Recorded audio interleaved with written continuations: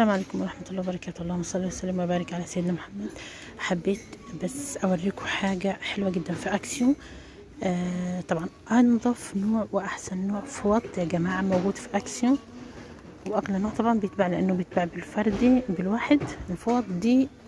وطبعا انا بحب اجيبها ليه؟ علشان زي ما انتم شايفين اللي يعرف يقرا مكتوب ميد ان ايجيبت، يعني صناعة مصرية. كل الفوط دي الالوان منها الفوط دي اللي هي الشكل ده، يعني صناعة مصرية. حاجة يعني حلوة جدا. في حاجات كتير على فكرة صناعة مصرية لقيتها هنا، يعني بس بما اني في اكسو قلت لازم اصور لكم اللي في اكسو هنا. يعني جاب كمان طبعا حاجات كتير، بولات وكاسات بقى وحاجات زي ما انتم شايفين على شهر رمضان. كل سنة وانتم طيبين. الشواء طبعا دي شواية حلوة، دي بالكهرباء حلوة جدا السعر بتاعها اهو. وفي كمان كبيرة دي تنفع حلوة جدا يعني لأي حاجة دلوقتي في رمضان.